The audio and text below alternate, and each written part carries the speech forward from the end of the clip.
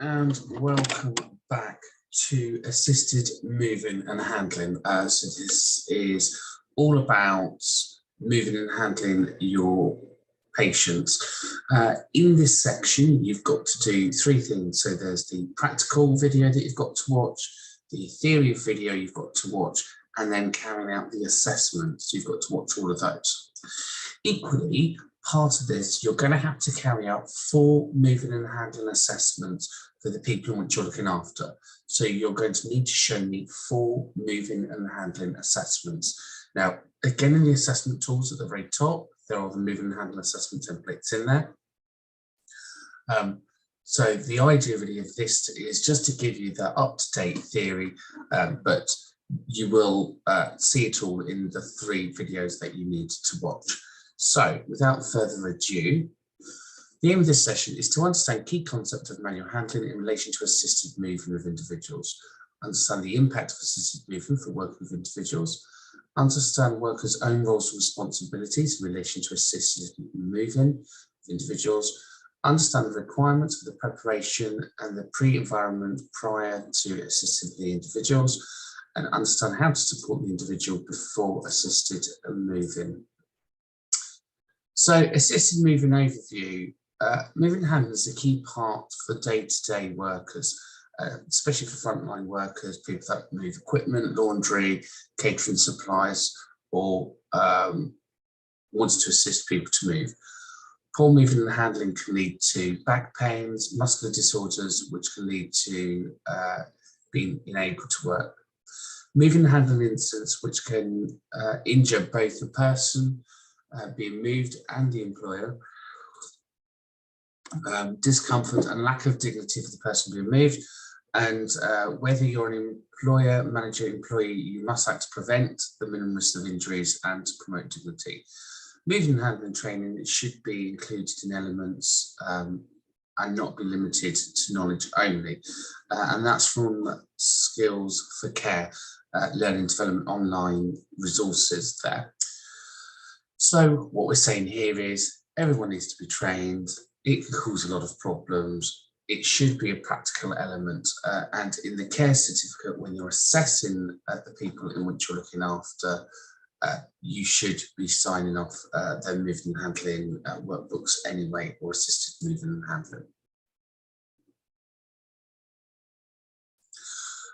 So we're not going to worry about any of that because we haven't done any of that, and we're not going to worry about an icebreaker day.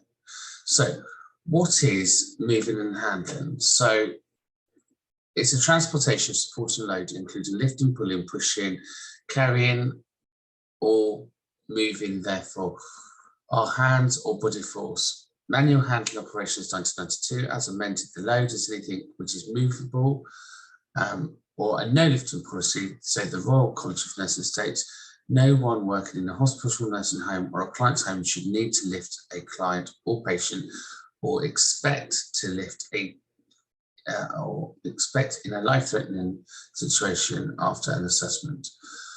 Organisations must have a minimum lifting policy, which states lifting a person must be rolled out in all but life-threatening situations, e.g. a burning building. So some facts. So the highest rates of people at risk for injuring themselves at 45 plus, 9.5 million lost working days. Approximately 40% of injuries affect our back and upper limbs, and moving and handling is the main work cause of back disorders. Around 5,000 moving and handling injuries are reported each year to the health and safety executives, and 3,600 nurses retire early because of injuries. It costs the NHS £1 billion a year to treat back-related injuries. So quite a lot of reasons to get this right. Responsibilities of employees and employers.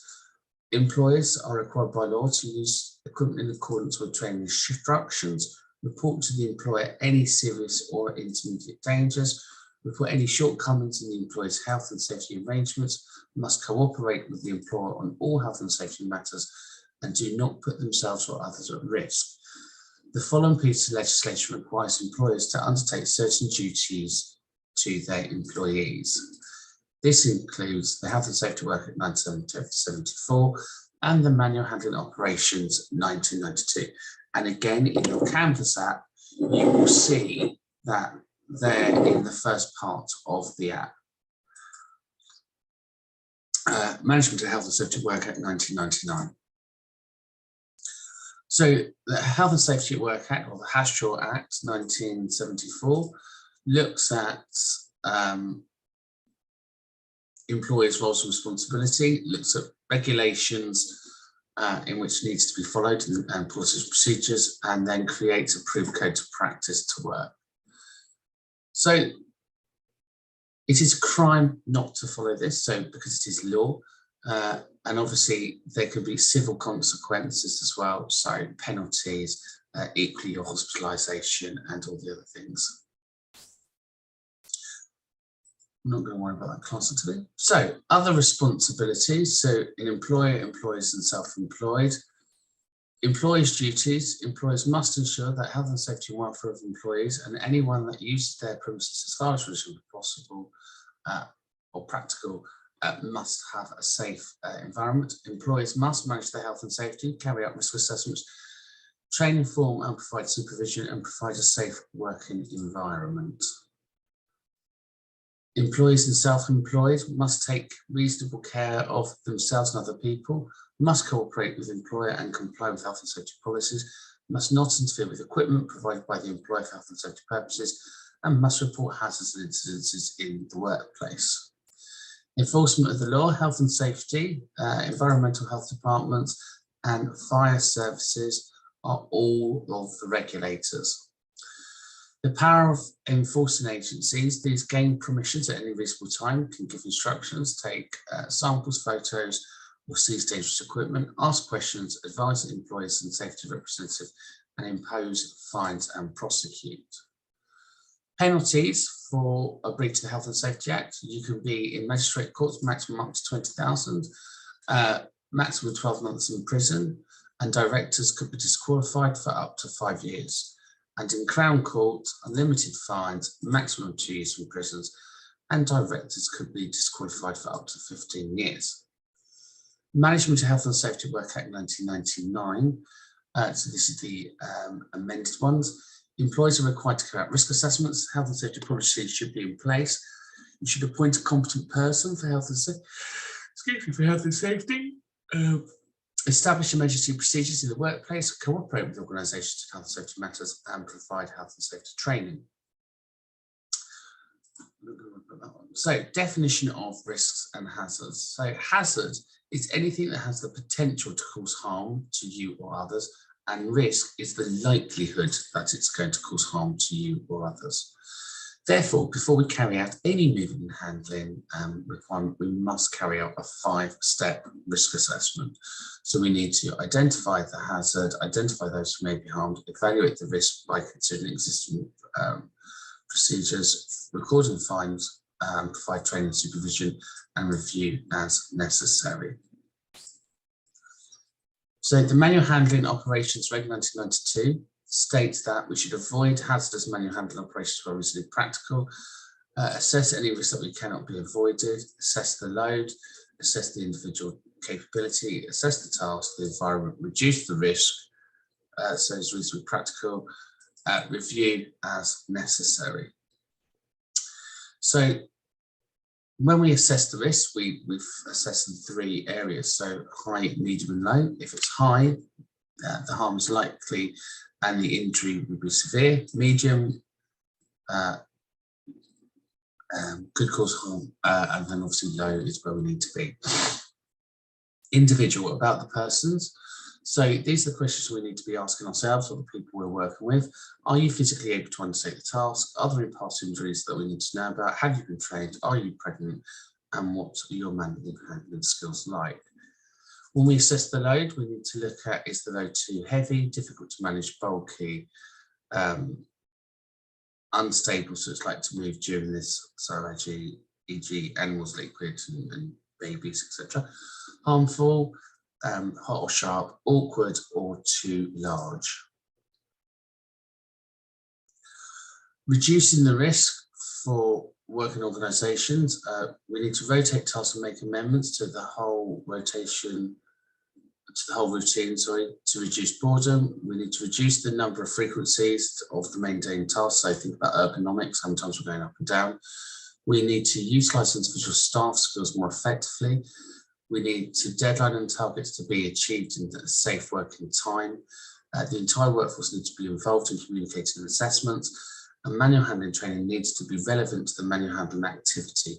So in other words, personal-centred care plans should consider height, weight, mobility, equipment, cognitive behaviour, and the number of staff required.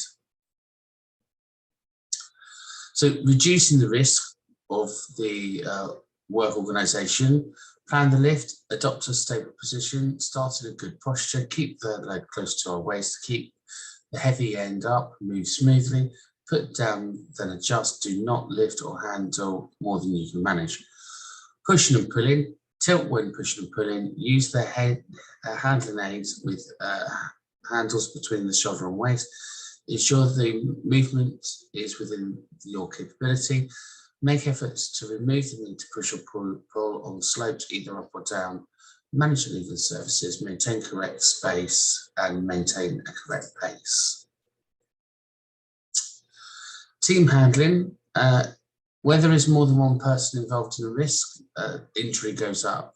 So you need to, again, work together, assess the load, plan the move, decide who's going to give the orders, check that all of the items are ready before beginning and all can communicate. Instructions must be clear. So, for example, ready, steady, go. And remember to put down, the put down needs just as much as the organisations as the lift.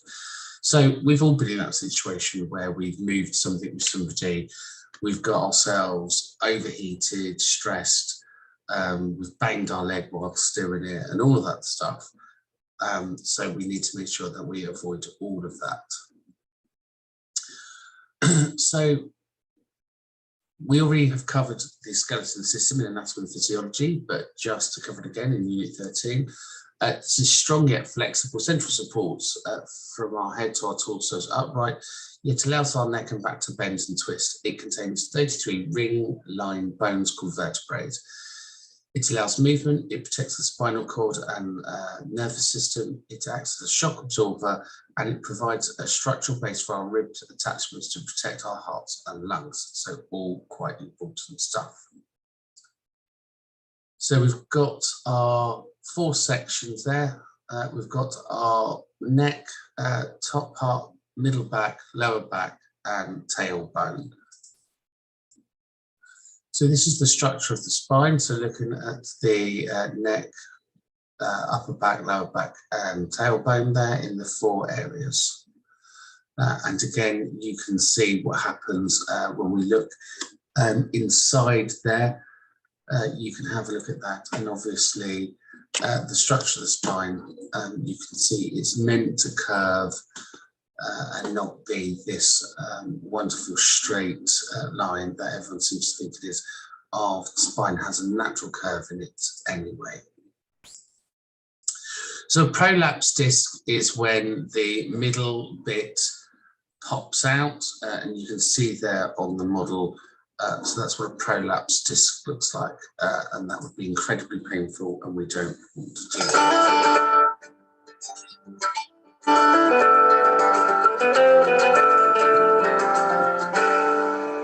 The back is an intricate structure of bones, muscles, and other tissues that forms the posterior part of the body's trunk, from the neck to the hip bones and pelvis. The bones that form the core of the back structure are called the spine, or spinal column.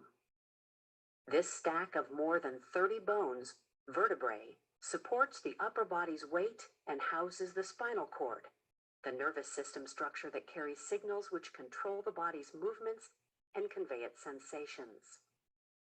Each of the bones that make up the spinal column has a hole in the center, and when these bones are stacked, it creates a channel that surrounds and protects the spinal cord. The bones or vertebrae that make up the spinal column are not stacked directly on top of each other. There are spaces between them that are maintained by round spongy pads of cartilage called intervertebral discs. Each intervertebral disc is made up of two components, the annulus fibrosus and the nucleus pulposus. The annulus fibrosus is the tough outer portion of the disc. The nucleus pulposus is the inner gel material surrounded by the annulus fibrosus. These discs and the space between the bones that they fill give the lower back flexibility. The discs act much like shock absorbers throughout the spinal column to cushion the bones as the body moves. Bands of tissues called ligaments and tendons hold the vertebrae in place and attach the muscles of the back to the spinal column. Small nerves called roots enter and emerge from the spinal cord through spaces between the vertebrae. The spine has 4 regions. Starting from the top, there are 7 cervical or neck vertebrae, labeled C1 through C7, 12 thoracic or upper back vertebrae, labeled T1 through T12, 5 lumbar vertebrae, designated L1 through L5 in the lower back, and finally, the sacrum and coccyx, a group of bones fused together at the base of the spine. Intervertebral discs are located between each vertebra from C2 through S1. As we age, a number of changes can occur in the spine, which may contribute to or cause lower back pain. For example, the annulus surrounding each disc begins to develop tears and cracks, which can cause pain and inflammation. The discs also begin to lose the water that keeps them spongy and enables them to absorb shocks and help protect the spine. As the discs lose water, they become compressed or flattened, which reduces the space between the vertebrae. In turn, the facet joints that connect the vertebrae and allow for easy movement are compressed. Pressure builds on the cartilage that covers and protects the bones from rubbing directly against each other, which can damage the joints. These changes may result in looser, less stable movement, which further increases the process of degeneration. As part of this process, the tough outer ring of the discs may develop larger tears so that the nucleus bulges out, what is commonly called a slipped disc, pressing on the spinal nerves and causing inflammation. The vertebrae may also lose mineral content so that the bones become thinner and the spinal column becomes compressed or packed together, causing pain. Bone spurs caused by aging and overall use of the spine may also form on the vertebrae and press on the nerves of the spine.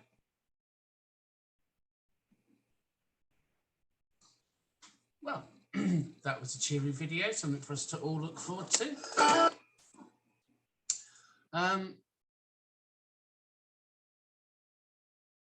Okay, so manual handling regulations for injuries then. We need to think about the related injuries that we've just seen there. So we've seen that we can get strains and sprains. Obviously, we can pull our back, slip a disc, get a prolapsed disc. We can trap a nerve, we can do hernias, so we can pop our intestines and they can either go into our groins if we're a man, and that's not pleasant when your bowel drops into your ball sack. And for women, obviously, you can get prolapses, so you want to avoid any of those. Cuts, bruises and abrasions, fractures, and work-related upper limb disorders. Some injuries often occur when performing a simple task, and that's so true. I saw somebody pick up a shoe off the floor and they slipped their disc. So it's not about just heavy things, it's that one time when you do that simple task. So height risk assessment. So obviously we need to think about when we're top heavy bending, reaching or pulling away. So all of these are high risk moving hand techniques. So we're obviously straining our back here, we're straining our arms and back here and long arms. So anything that we hold away from us, we know from an ergonomic point or a manual hand and gravity point, it becomes you know, so much more heavier. Equally, overstretching, twisting our back is really bad for us, and poor postures. This is normally where everyone adjusts themselves in the chairs to make themselves feel a bit better. And these are the guidelines for the maximum loads. So even though there are guidelines here, as I was always once told, your maximum load is what you can handle. So just because it says you should be able to handle this doesn't mean that's what you can.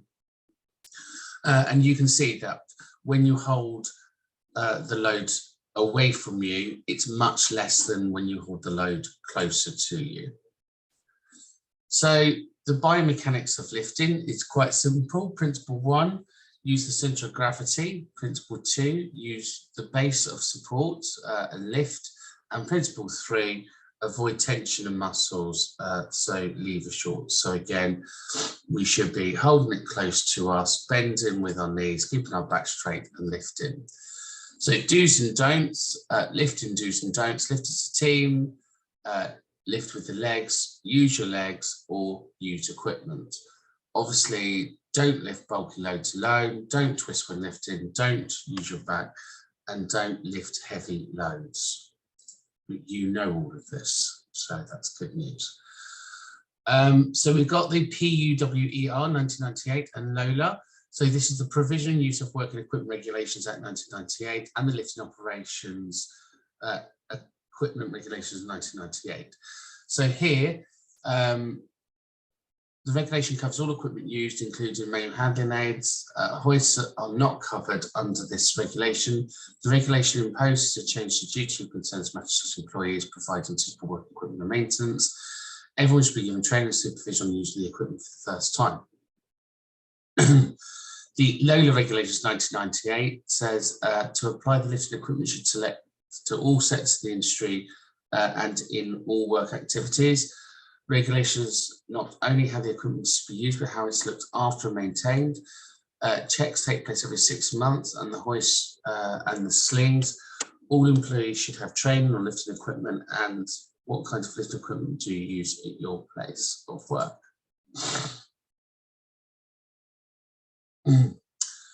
So we've already done our session on pressure sores, and you've done 2 intense modules on that now. But for moving and handling purposes, we know that pressure is a compression of tissue.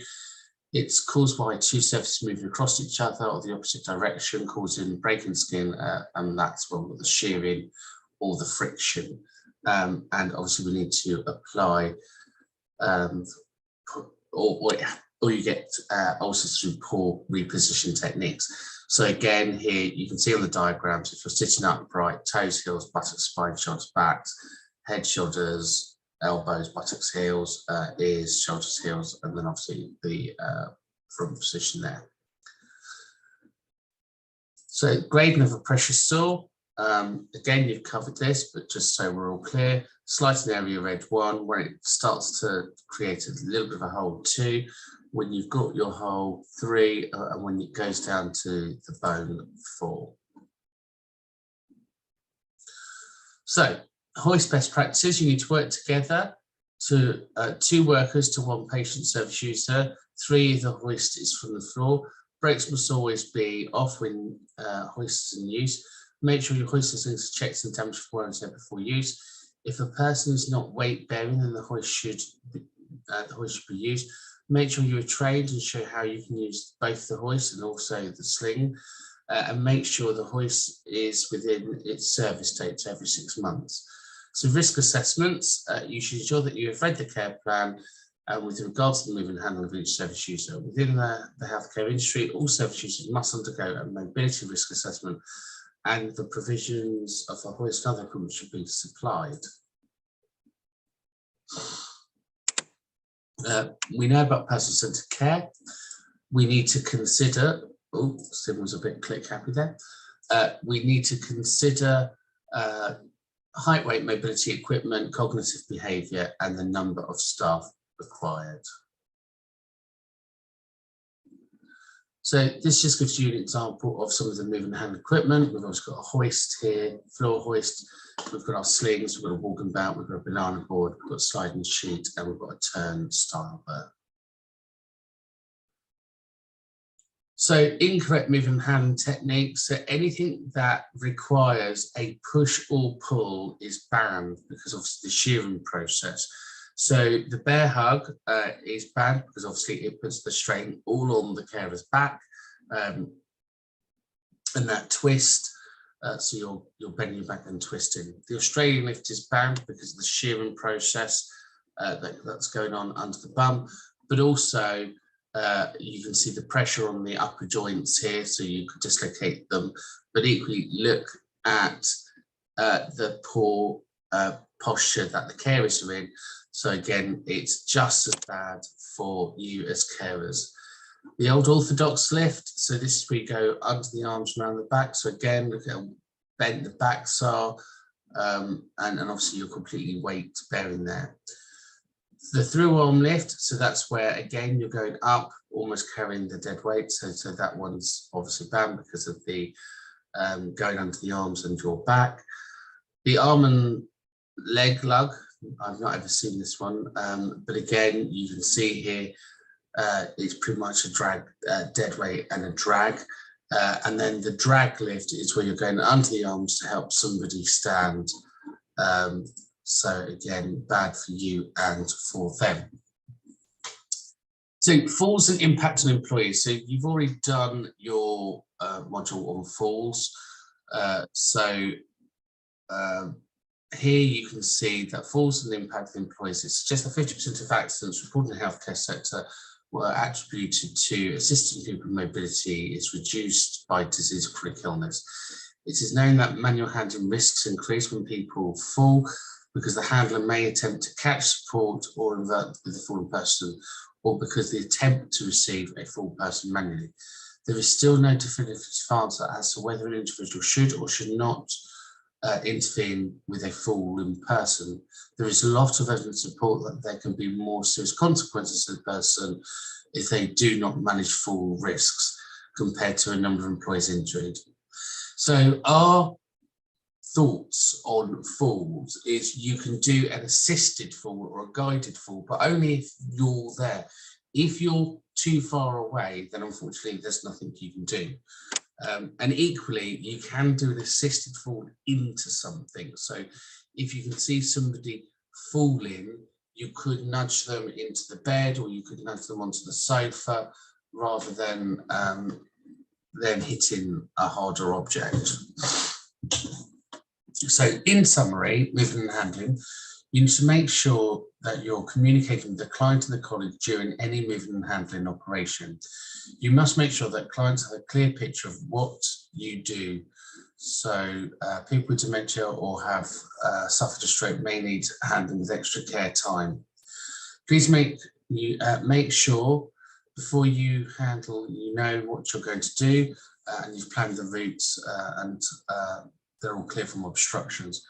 And remember the true cost of poor manual handling, the benefits of good manual handling. So in other words, it's you that's going to end up in pain, not anybody else. So the practical session, the OSCE requirements here is you need to understand different types of equipment. You need to understand the safety requirements for each equipment. You need to understand how to use the equipment safely, and you need to understand how to record and report moving and handling. So some basic fundamental principles here. Do consider get consent before the maneuver, clearly communicate with the customer and other staff, read the care plan for instructions, carry out the mobility functioning test, do use the equipment in line with manufacturer's instructions, do report any concerns around assisted movement of people immediately, and obviously you need to report if you have any back concerns to yourself in line with your line manager.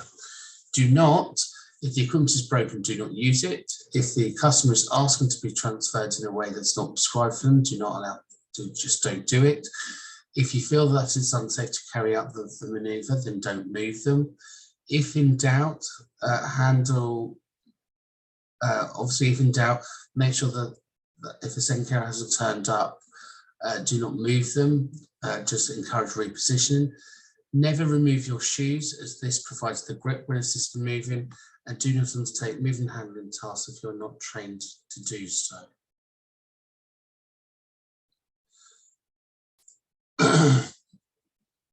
So moving and handling of people's practical.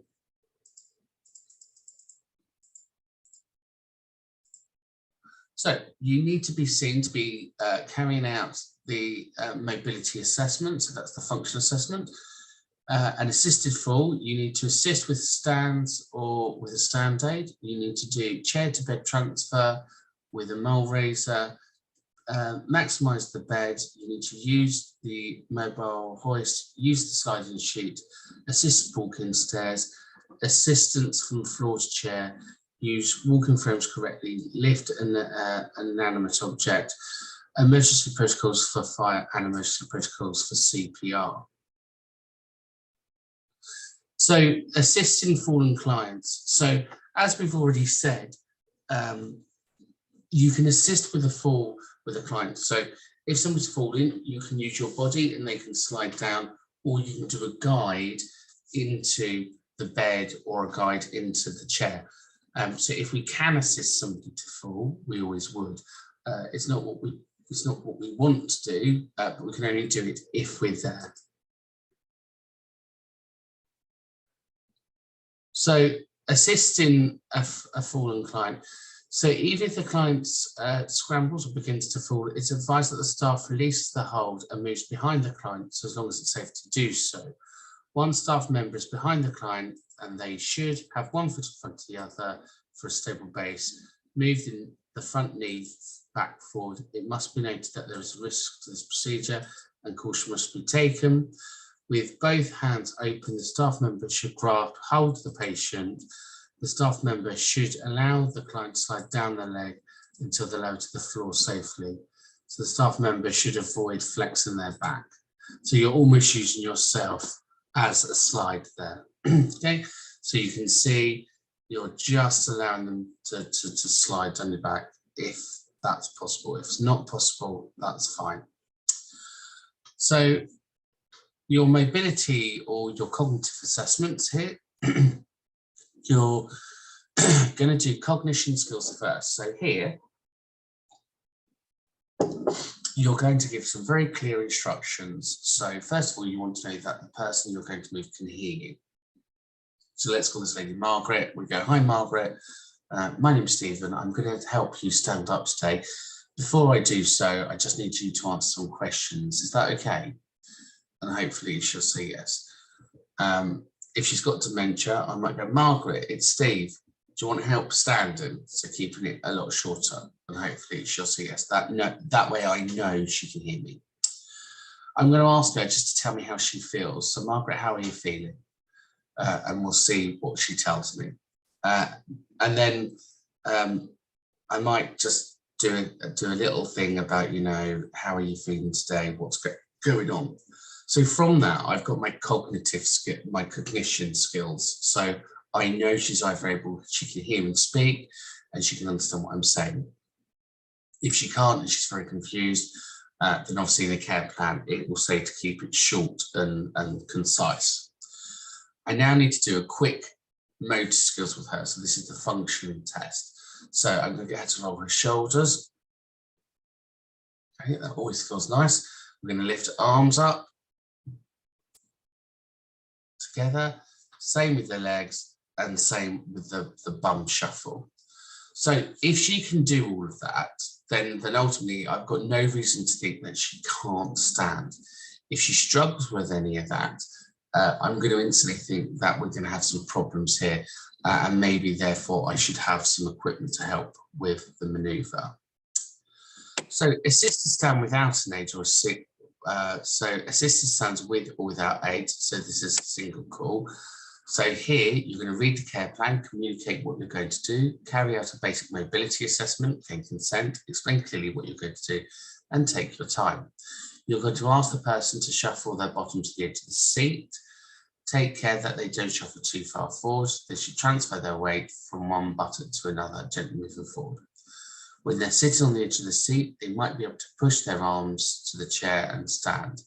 If the chair doesn't have arms, you need to help them stand close to them and take care to bend your knees, not your back. Put your arms to the nearest arm around their waist and make a fist and hold your hand out.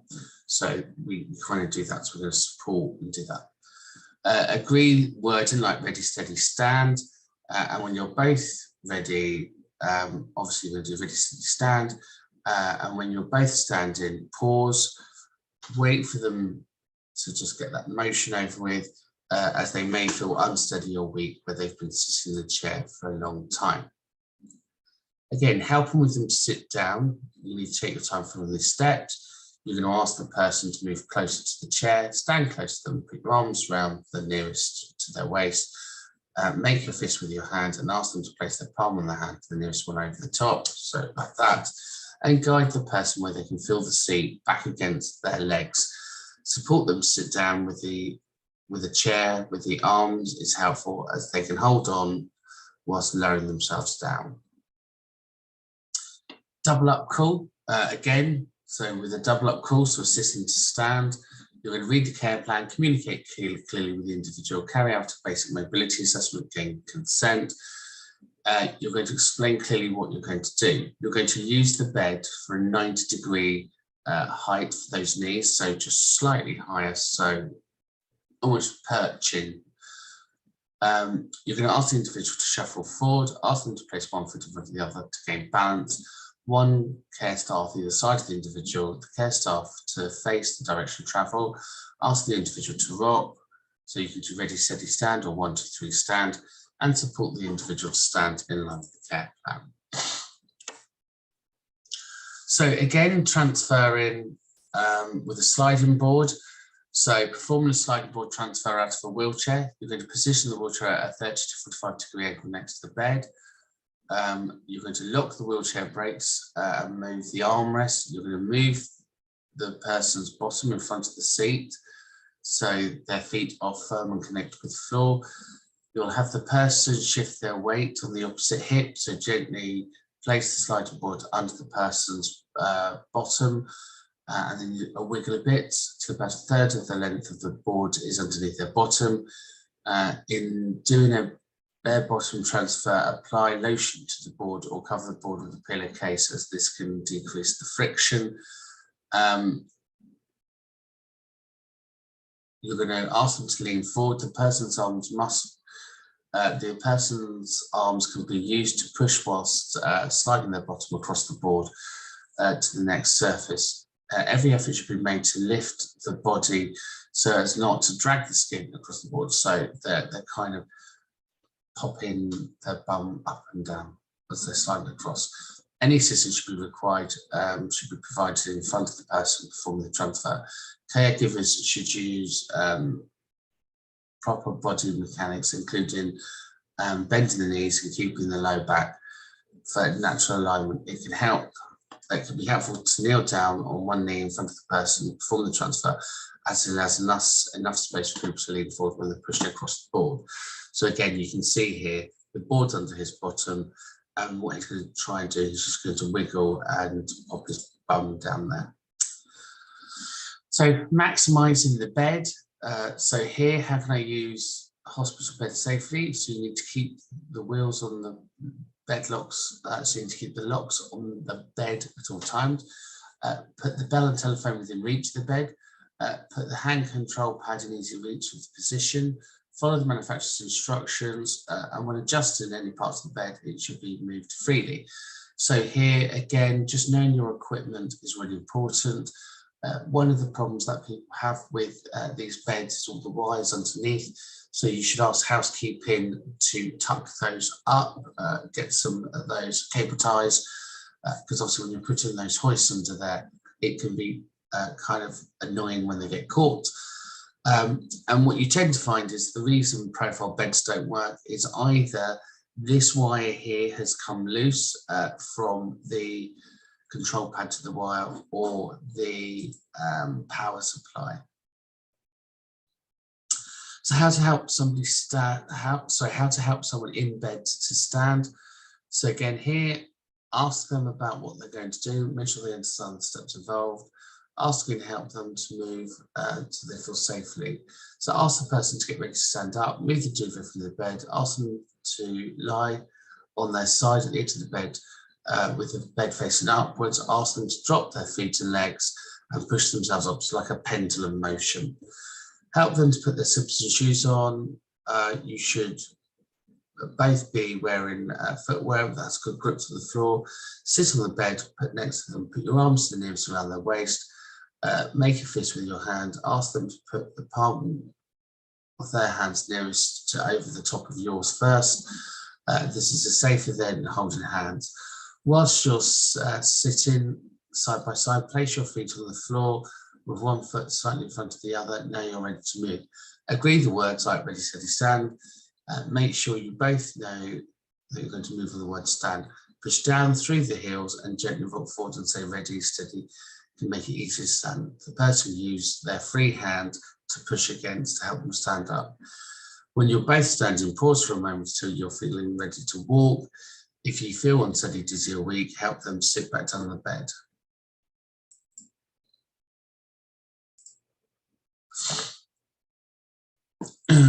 So if you're using the mole lift, again, place their feet on the foot plates, adjust the height of the lower leg to approximately 2 inches above the knee, so that's the bar.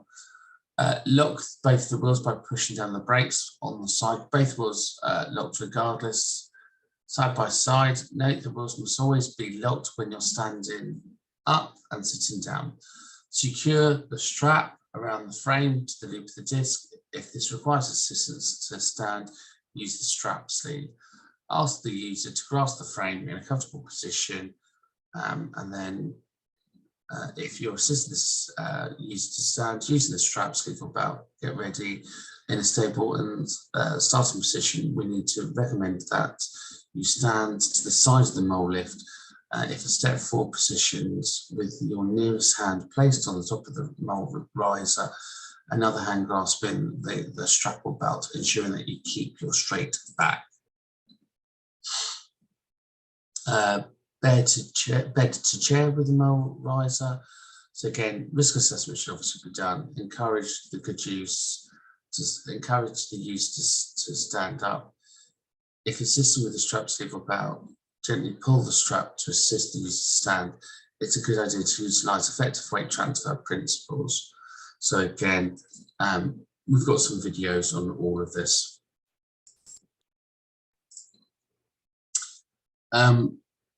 Use of the mobile hoist, read the care plan, clearly communicate what you're going to do, carry out basic mobility, gain consent and explain clearly what you're going to do. But equally, don't forget you'll do an equipment check, so you'll make sure the brakes working, the battery's working, it goes up and down, it's fully charged and it's been serviced. So again, here you'll check the weight of the patient, clear the environment obstacles, check the hoist, and follow those instructions. Choose the right sling, assist the patient into the sling, attach the sling to the hoist and begin the lift. Never leave the patient unattended, avoid long distances and always store properly. So the use of a sliding sheet, so these are a 4-way gliding sheet. So I don't know whether you're using these yet in care homes or not, but these are great devices where you can pretty much now slide up, slide down, move left, move right, and you can even move them on your own on these 4-way glides. So this is where you've got the Wendy sheet. So you've got one down and one on the top, and they work together. But anyway, roll the patient on the side, place the sliding sheet together on the flatbed, roll the patient's back on their back and repeat the other side. Pick up the top sliding sheet, move the patient, and you can now move the patient's left to right, forward and back with ease. And again, all of these videos are going to be attached. You're going to watch the videos for all of this one. Again, assisted walking, helping somebody to walk. If an individual needs minimal assistance to walk, then you can take their arm, walk behind them with assistance, place one hand on their shoulder and the other hand on the waistband. Stand close to the straps behind them. Do not attempt to do all the work yourself. So here, again, palm out and let them grab the top so we're not interlinked. Assistance on the stairs, again, read the care plan, communicate clearly, carry out basic mobility, gain consent, explain clearly what you're going to do, use equipment provided. And again here, we don't normally support people to walk up and down stairs. Assistance to the floor to chair. So again, here you can see if somebody's on the floor, you can give them a chair, they can crawl, get into the kneeling position, and obviously sit up. So you're going to ask them to roll over onto all fours, crawl to the chair, and get into that position to climb. And obviously using equipment correctly. Walking aids obviously need to be measured properly. You did this in your enablement training. So the bar should be coming to their wrists, and that should be the right height. So we need to make sure they're the right height, and obviously that they're picking them up and moving them forward. You need to make sure that the elephant feet on them are safe and they haven't been worn out. And again here, you're going to place the walker in front of them, gently roll the wheeler ahead of you, keep the walker close enough so it's able to support, stay within the base of the support within the frame so it's comfortable. So it shouldn't be any more, it shouldn't be massive arm lengths away, you need to be within the frame. Again, so that's that. Emergency protocols for fire and PEP. So your personal emergency evacuation plans should be identified for each customer. And again, here you've got an evac sliding sheet there to take people down the stairs. So personal emergency evacuation plans should be available for all your customers and you should know what to do. And finally, emergency protocols with CPR and choking. On hospital beds, there's a CPR lever on all the hospital beds. That CPR lever comes up and it makes the bed firmer. So if you're performing CPR, it gives you a solid base. So as I've said, that's just a really quick overview of the assisted moving and handling. You will need to watch the videos, and there's going to be extended videos on there to cover all of those moving and handling points that we've just discussed.